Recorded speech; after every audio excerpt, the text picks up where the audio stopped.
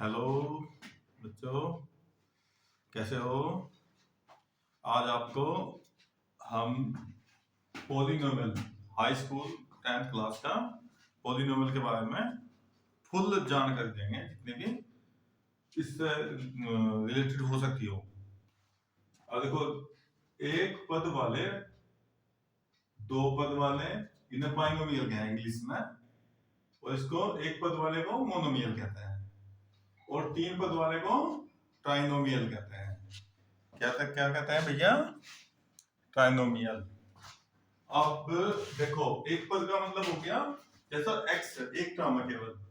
देखो इसमें एक टर्म कोई प्लस माइनस का साइन बीच में नहीं है। दो पद वाले में दो, देखो एक प्लस का साइन आ गया, 1 2 1 2 टू टर्म, देखो दो ही टर्म है इसमें केवल।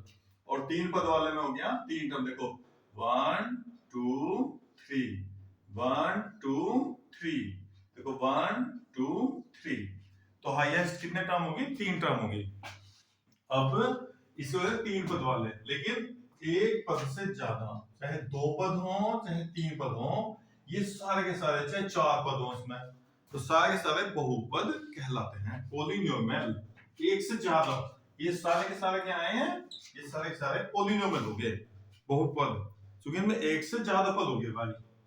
अब आपके जो सिलेबस में है वो है जी आपका, देखो, क्वाड्रेटिक पॉलिनोमियल, द्विघात बहुपद, पावर हाईएस्ट दो होनी चाहिए, और उसमें टर्म एक दो तीन चार टर्म हो, कितने भी हो, हाईएस्ट पावर 2 होनी चाहिए बस आपके। तो क्वाड्रेटिक पॉलिनोमियल में ऐसे लिख लो आप, a x square plus bx plus c, ये वो आपका क्वाड्रेटिक पॉलिनोमियल है ना।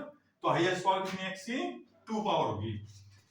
ये ऐसे भी हो सकता है, और ये अगर c ना हो तो भी क्वाड्रेटिक पॉलिनोमियल ही होगा, ax स्क्वायर प्लस bx, क्योंकि x की हाईएस्ट पावर कितनी होगी?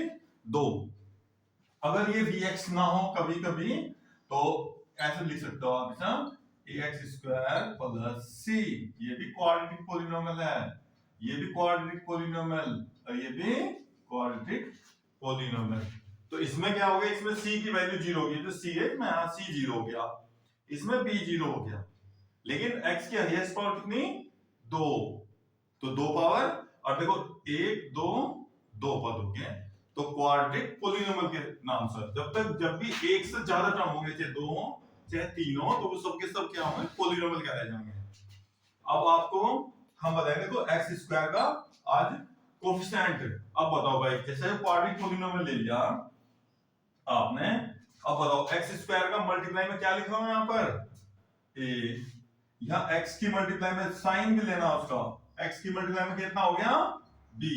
देखो x का गुणांक, कोफिशिएंट ऑफ x, ये क्या होगा? b, साइन सहित, प्लस तो प्लस लगाना है, प्लस तो प्लस लगाना है, माइनस तो माइनस लगाना है। और ये कोफिशिएंट टर्म जिसमें x नहीं है वो कितना हो गया भाई?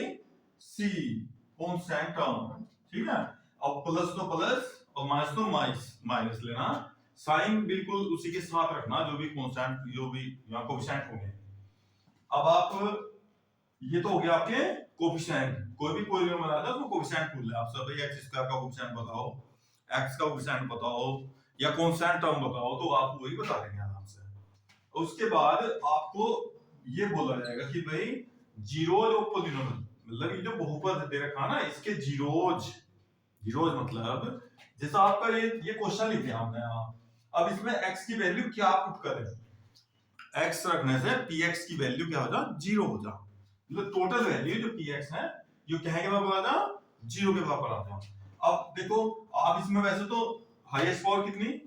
2, तो इसके दो ही जीरोज होंगे, x की वैल्यू 2 ऐसी आएगी निकल के, जिन्हें इसमें रखने से px को क्या कर देंगे? 0 कर देंगे। लेकिन अगर आप ऐसे रखोगे तो आपको पता नहीं लगने का, कंफ्यूज होगे आप। x समान 1 रखे हैं, -1 0 रखे हैं, 2 -2 3 4, निकल तो जाएगा लेकिन काफी टाइम लगेगा। तो इसके लिए शॉर्टकट मेथड है आपके लिए, इसके फैक्टर कर लो आप, x स्क्वायर माइनस, अब देखो फैक्टर कैसे करेंगे? सबसे पहले तो इसकी मल्टीप्लाई, 4 की 1 की मल्टीप्लाई, कितने होंगे? 4। और देखो यहाँ ब्रैकेट में जो भी साइन होगा वही साइन लगाएगा, अगर ये लास्ट की वैल्यू के सामने नेगेटिव तो यहाँ आप नेगेटिव साइन लेंगे और यहाँ पॉजिटिव तो यहाँ पॉजिटिव साइन लेंगे, बाकी सब साइन जुड़े तो रहना है, एक्स बी एच डी सब जुड़े तो रहना।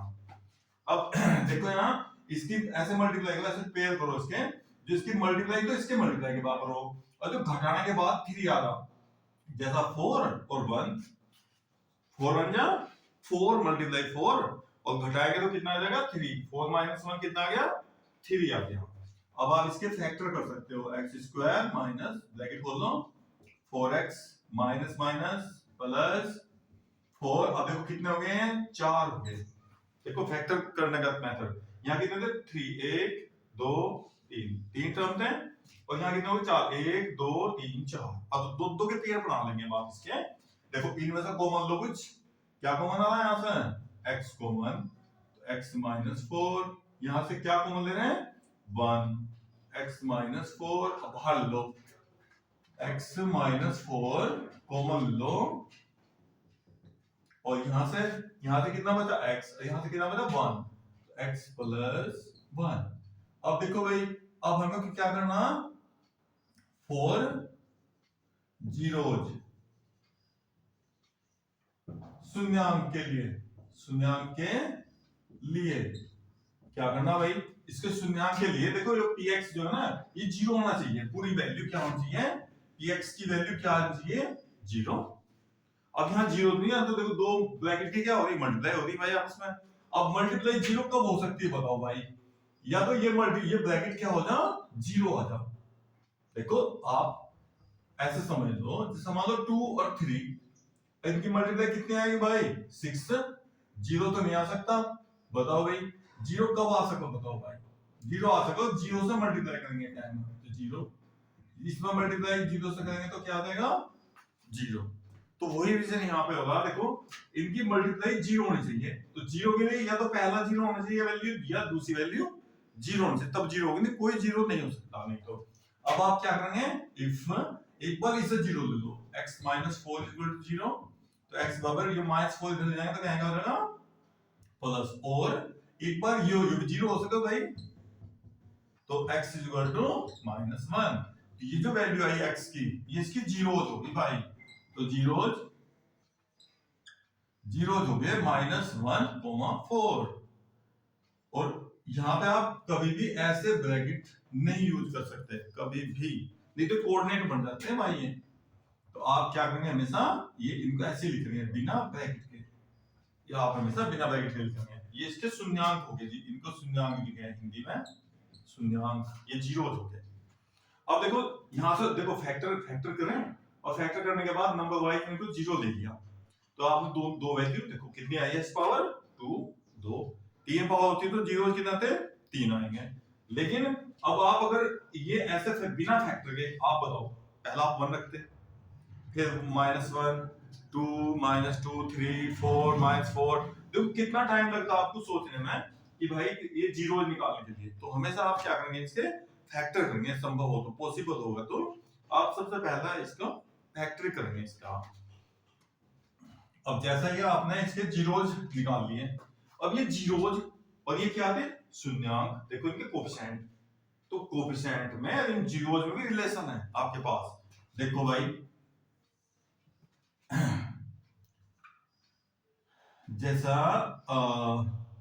ये जो जीरोज है, sum of zeros, sum of zeros, sum of zeros, sum of zeros, ये जीरोज जो है ना इनका सम करो 4 प्लस -1, और ये कितना आ गया आपका, ये आ गया भैया जी 3। और इसका फॉर्मूला क्या है भाई सम ऑफ जीरोज का आपके सिलेबस में, कि भाई minus coefficient of x upon coefficient of x square. देखो वेरीफाई करके देखेंगे अभी इसको पूरा, माइनस कोफिशिएंट ऑफ x, बताओ भाई x की मल्टीप्लाई में क्या लिखा हुआ -3, x स्क्वायर का कोफिशिएंट x स्क्वायर की मल्टीप्लाई में क्या लिखा 1, ब्रैकेट खोलना भाई, माइनस माइनस प्लस 3/1, और ये भी कितना आया था 3/1, हो गया दोनों इक्वल। तो आपका सम ऑफ जीरोज और ये coefficient of x minus coefficient of x square के इक्वल आ गया। ऐसे ही प्रोडक्ट मतलब गुणा ऑफ जीरोज, ये हो गया शून्यांकों का योग, शून्यांकों का योग। और ये हो गया product of zeros, product of zeros मतलब शून्यांकों का गुणनफल, शून्यांकों का गुणनफल। देखो इसका भी फॉर्मूला आपके पास डायरेक्ट, आप चाहो तो ये इनकी प्रोडक्ट, इनका सम, और देखो इनका सम ना डायरेक्ट निकाल सको बिना इन्हें निकाल दे। अगर आपसे केवल इतना ही पूछे ना सम ऑफ जीरो निकालिए तो कुछ नहीं करना आपको, सीधा minus coefficient of x upon coefficient of x square, direct formula लगाओ निकाल दो। अगर वो कहेगा फाइंड द जीरोज तभी आपको फैक्टर करना है, ऐसा करना, ये तो डायरेक्ट वैल्यू निकाल। देखो प्रोडक्ट ऑफ जीरोज, इसका फॉर्मूला क्या हो गई, कांस्टेंट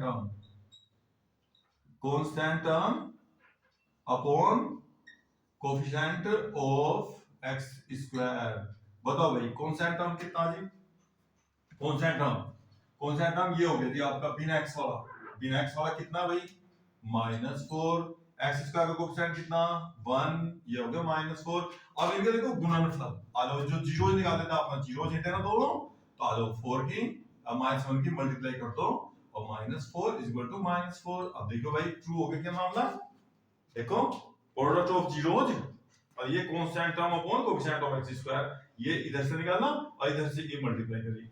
ऐसे सेम टू सेम यहां करो, देखो सम शून्यांकों का सम करना ना, सम कर लो, देखो इसका यहां ऐसे कर लो, कितना था भैया ये 4, ये तो हमने ऊपर कर दिया था यहां से, चलो यहां से कर लो या ऐसे कर दो, 4 प्लस -1 और कितना था घट का भाई, इसमें से घटाएंगे 3 और इधर से फॉर्मूला लगाया तो भी 3। अब देखो दोनों इनका सम कर लो, चाहे फॉर्मूला लगा लो, दोनों वैल्यू सेम। तो यहां भीड़ हो रही है, आप इसे ऐसा ना करो, ऐसे ही कर लो बस, ठीक है। अब इससे रिलेटेड अगर यदि कोई आपकी डिफिकल्टी है, कोई क्वेश्चन है, तो आप मुझे मैसेज कर देना, मैं इसका सॉल्यूशन आपको जल्दी भेज देंगे। अब आप नेक्स्ट, अब जैसे आपने ये पॉलिनोमियल दिया था तो उसकी जीरोज निकाल दी, अब वापस जीरो से पॉलिनोमियल भी तो निकाला जा सकता है ना। अब वो कैसे निकालना है देखो, अब हम क्या करेंगे, जीरोज, इफ जीरोज और कितना -1 and 4, then find quadratic polynomial. देखो भाई अगर जीरो दे दे तो वापस क्वाड्रेटिक पॉलिनोमियल कैसे निकाला जाएगा, तो उसके लिए क्या formula, px = x minus alpha x minus beta. ये अल्फा बीटा क्या है, ये जी आपके जीरोज, अल्फा कितना -1, बीटा कितना 4। अब ये तो हो गया क्वाड्रेटिक पॉलिनोमियल, ये तो हो गया क्वाड्रेटिक पॉलिनोमियल। अगर आपको 3 पावर का रखा हो भाई, ठीक है, तो 3 पावर वाले में क्या होगा, ये हो जाएगा px = x minus alpha, 3 zero होंगे, सुनो तो भाई x minus beta x minus gamma. आप इनका ब्रैकेट खोल लेना, यहाँ पे आपका 3 पावर वाला कैसी कंडीशन में आएगा, बन गया ax³ bx² plus cx plus b, ये ऐसा पॉलिनोमियल देना। इसकी जीरोज क्या होंगे, अल्फा बीटा एंड गामा, इसकी जीरोज होंगी भाई। तो 3 पावर वाला एकदम क्वाड्रेटिक में 3, और मतलब क्वाड्रेटिक में क्या था 2 और 3, जिसमें 3 जीरो देख रहा हूं तो ऐसे इक्वेशन बना देंगे। अब इसे देखो, इसे पूरा सोल्व करेंगे, देखो x माइनस अल्फा, पहला कितना भाई जीरोज -1, देखो ये माइनस और ये भी माइनस, तो माइनस माइनस क्या होगा प्लस, और ये देखो x माइनस ये कितना भाई 4। अब ब्रैकेट खोल दो आप इसका, x की अंदर मल्टीप्लाई करना x², इसको मल्टीप्लाई करो 4x, अब 1 की मल्टीप्लाई करो और 1 की अब इसमें 4 मल्टीप्लाई करो और x मैक्स ऐड कर दो, कितना लगा 4, 1 घटा देंगे 3x - 4। बताओ भाई क्वाड्रेटिक पॉलिनोमियल वही आ गया क्या आपका, देखो अगर 0 दे रखे हो तो क्वाड्रेटिक पोलिनोमियल निकल जाएगा, और क्वाड्रेटिक पोलिनोमियल दे रखा तो उसके आप 0 निकाल लेंगे। ये दोनों में रिलेशन हो गया क्वाड्रेटिक इक्वेशन का। अच्छा बच्चों, अच्छा लगे तो इसे लाइक और